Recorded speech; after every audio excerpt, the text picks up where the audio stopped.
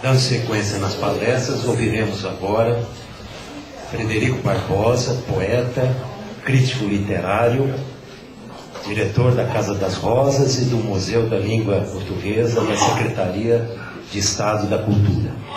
Bom dia.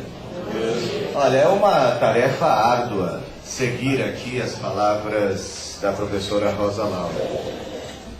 Primeiro porque eu me emocionei muito vendo o trabalho que é feito aqui em Dois Córregos, que sempre emociona qualquer pessoa que, como eu, trabalhou a vida inteira com poesia e com educação. Eu achei interessante que no meio da projeção, num cantinho ali, tinha um poema que eu gosto muito, chama-se Uma Rosa para Gertrude, que é uma grande poeta americana chamada Gertrude Stein. É um poema do Augusto de Campos. E eu achei interessante, porque é um poema que fala da rosa. Gertrude tem um verso muito famoso que diz assim: a rosa é uma rosa, é uma rosa, é uma rosa. E achei bonito que era uma mulher chamada Rosa Laura, e a Laura é a grande musa do Petrarca. Uma mulher que já traz no nome a própria poesia, né?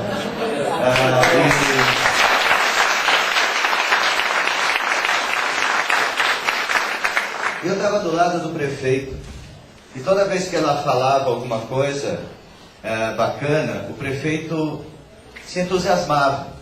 Não é aquele entusiasmo falso do político, mas o entusiasmo verdadeiro de quem está fazendo uma coisa bacana, que está feliz com o seu próprio trabalho. Da última vez que eu estive aqui num festival, eu até falei, puxa, esse prefeito tem que continuar aqui. Ele continuou.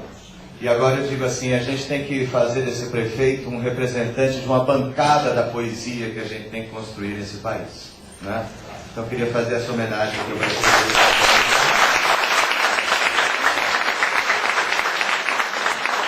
Eu quero agradecer a todos os que estão organizando o festival, todos que ajudaram tanto a gente, a Denise, o Gastão, nosso amigo de sempre. E óbvio que a figura central de tudo isso aqui, sem a qual nada disso aconteceria, é Camões. Não, enganei vocês. É o José Eduardo Camarguinho, poeta, e uma pessoa absolutamente ímpar, né? Porque quem dera, eu tenho dito isso sempre, já falei aqui desse ano, quem dera toda a cidade desse país tivesse um Camarguinho, né? Certamente.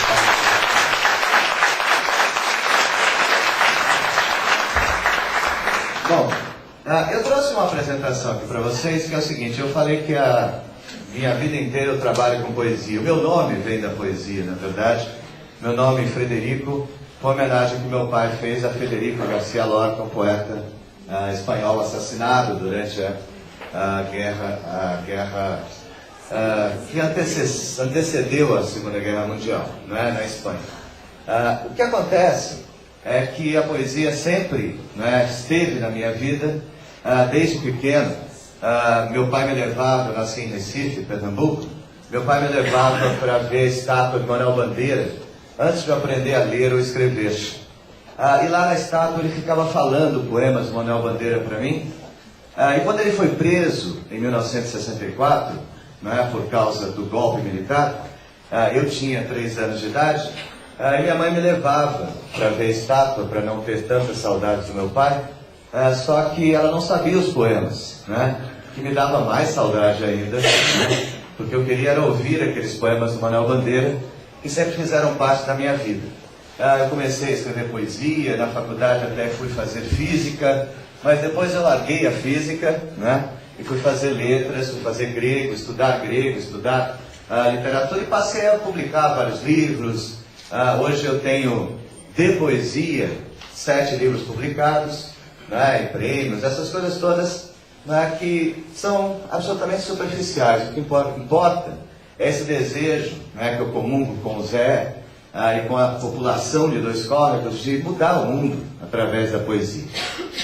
Tenho feito inúmeras oficinas, e a gente criou em São Paulo pelo menos 2 coisas que me dão muito orgulho.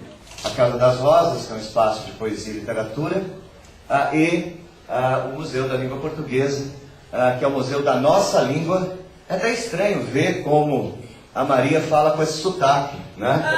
A nossa língua.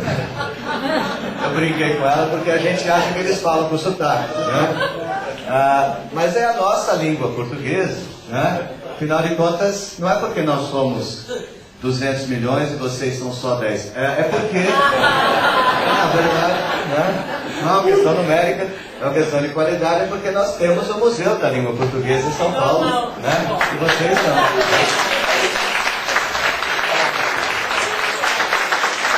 Mas terão, estão construindo o Museu da Língua Portuguesa na Torre do Belém, em Lisboa, né? Claro que estão imitando a gente agora, mas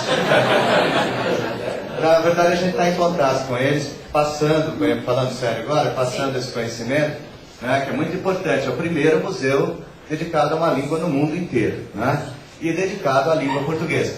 Então, algumas coisas são importantes a gente pensar, inclusive, com esse aspecto da língua. Porque a gente se considera no Brasil muito, como dizia sempre o Nelson Rodrigues, a gente tem um complexo, né, de vira-lata, né? Então a gente acha que a gente é inferior. Mas, olha, impressionante a quantidade de pessoas que vão a São Paulo e que escrevem texto, têm acompanhado em blogs no mundo inteiro, falando da riqueza da vida cultural da cidade de São Paulo, como hoje em dia talvez a mais rica cidade culturalmente de todo o mundo, né? E é importante aquilo que a gente viu aqui, inclusive do fato de Dois Córregos estar virando um exemplo também para as pessoas de trabalho sociocultural. Bom, então nesse trabalho com poesia, eu já dei várias oficinas, tive o prazer de dar uma pequenininha aqui em Dois Córregos também, gostaria de voltar sempre aqui, estou à disposição, já falei várias vezes com a Rosa Laura, nessa ideia da gente trabalhar e contribuir um pouquinho do trabalho maravilhoso que vocês fazem. Fazendo essas oficinas, muitas vezes as pessoas perguntavam o que é poesia? E os poetas tendem a querer fugir dessa questão. Até o momento em que eu me perguntei, puxa vida, se alguém pergunta para um grande dramaturgo, um grande ator, o que é o teatro, dificilmente ele se esquiva dessa pergunta. Dificilmente um musicista, um músico, vai se esquivar da pergunta o que é música. Vai fugir dessa pergunta. Mas poetas fogem dessa pergunta como o diabo da cruz. Né? Você pergunta, o que é poesia? Ah, sabe Deus. E outros respondem daquela maneira estranha, poesia é o sentido que se sente quando não se sente e de repente se sente. Aí as pessoas olham para você com a cara de inteligente, né? E falam, puxa vida, que bonito que você acabou de dizer e tal. E saem desconfiados de que aprenderam algo, mas não aprenderam nada, né? Então é muito comum. E aí as pessoas falam, poxa vida, o que é? Talvez pela minha formação científica, né? Nós conversávamos ontem sobre isso, né? Eu me dei o trabalho de falar, vou formular a minha teoria. O que para mim é poesia, né? Mas não de uma forma subjetiva. Não dizer simplesmente assim, poesia para mim é isso ou aquilo. Né? Claro, já pelo que eu contei de cara, que poesia tem um papel fundamental na minha vida. Né? A minha vida é dedicada à poesia. Mas, qual seria o papel fundamental da poesia? Para isso, eu comecei a pensar em algumas definições de poesia.